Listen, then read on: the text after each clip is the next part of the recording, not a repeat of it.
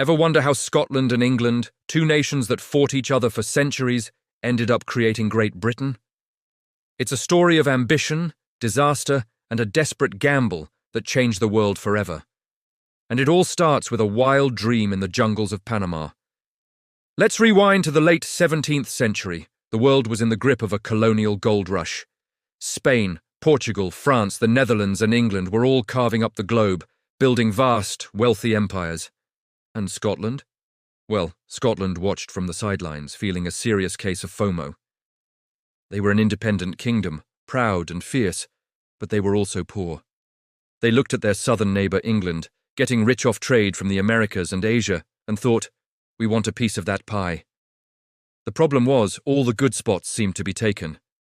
England had a firm grip on North America's east coast and lucrative islands in the Caribbean. Spain controlled most of Central and South America. So, the Scots had to get creative. Enter William Paterson, a brilliant but perhaps overly optimistic Scottish financier. He had previously helped establish the Bank of England, so he had credentials. Paterson came up with a truly audacious plan. He pointed to a sliver of land on the Isthmus of Panama, a region known as Darien. His idea was revolutionary. Why sail all the way around the treacherous tip of South America to get from the Atlantic to the Pacific? Why not build a colony right there, in Darien? They could build a port on the Atlantic side and another on the Pacific side, with an overland route connecting them. Ships from Europe could unload their goods, transport them across the jungle, and reload them onto ships heading for Asia. It would be the gateway between the two great oceans, a hub of global trade that would make Scotland fabulously wealthy. Paterson declared it would be the door of the seas and the key of the universe. The Scottish people were electrified. This wasn't just a business venture, it was a matter of national pride. The chance to become a major player on the world stage, to stand shoulder to shoulder with England. So they invested, and I mean, they really invested. Everyone, from wealthy nobles and merchants to humble shopkeepers and farmers, poured their life savings into this grand project called the Company of Scotland Trading to Africa and the Indies. It's estimated that between 1.25% of all the available money in Scotland was sunk into the Darien scheme. The entire nation's future was riding on this one colonial gamble.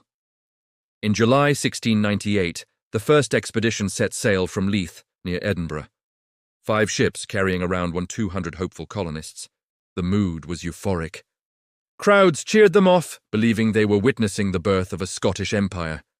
They named their future home Caledonia, the old Roman name for Scotland. But the dream quickly turned into a nightmare.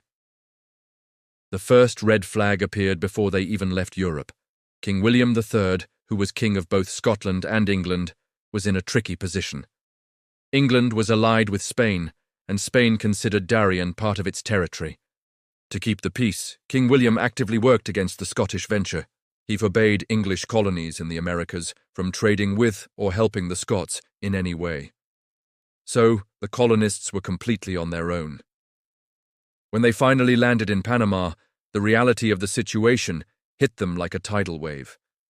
The jungle was not the paradise they had imagined. It was a sweltering, mosquito-infested hellscape. The land was swampy and impossible to farm. The promised overland route was a dense, mountainous jungle patrolled by hostile Spanish forces and indigenous tribes who weren't exactly thrilled about these new arrivals. Worse still, they had brought the wrong supplies. Instead of tools, medicine, and practical goods, their cargo holds were filled with heavy woolen cloth and wigs, completely useless in the tropical heat. It was a classic case of terrible planning. Disease quickly swept through the fledgling colony of New Edinburgh. Malaria and yellow fever, what the colonists called the bloody flux, ran rampant. Food ran out. The colonists, weakened and demoralized, started dying in droves. Their pleas for help from nearby English colonies in Jamaica and America were ignored on the king's orders. Within 8 months, the situation was hopeless. The few hundred survivors abandoned the settlement, setting sail for home. But the tragedy wasn't over. Most of them would never see Scotland again, their ships lost at sea, or they themselves succumbing to disease on the voyage.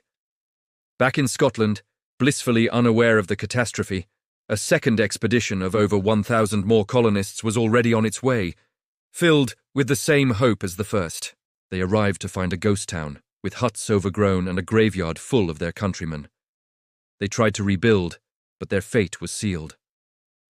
The Spanish, seeing their weakness, finally moved in.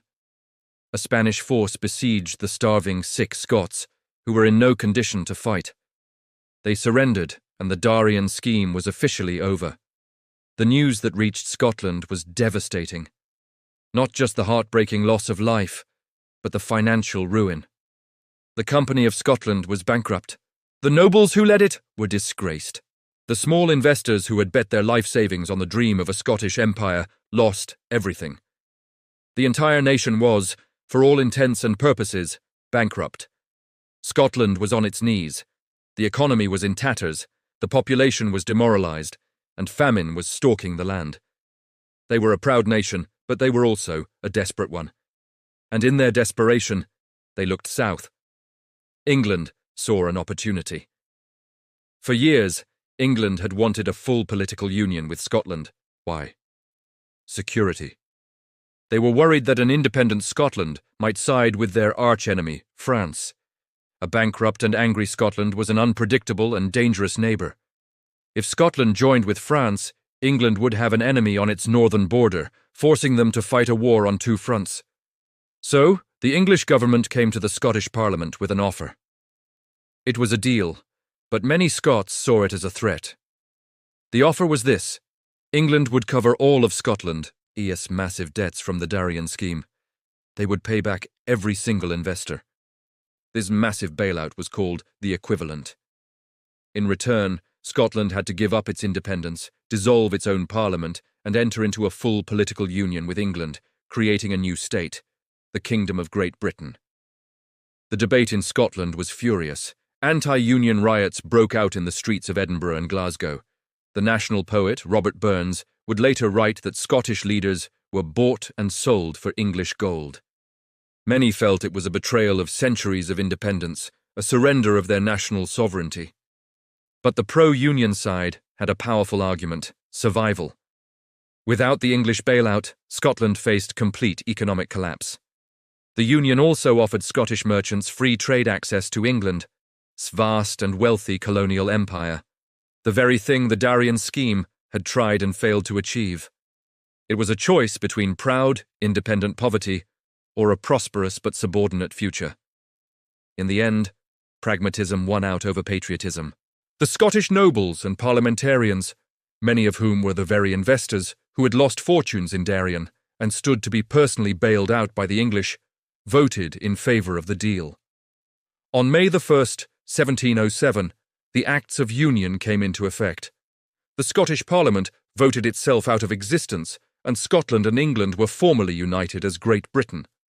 A new flag, the Union Jack, was created, and London became the capital of this new, powerful nation.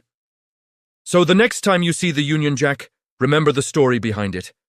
It's not just a story of kings and treaties. It's a story of a bold, desperate dream in the jungles of Panama.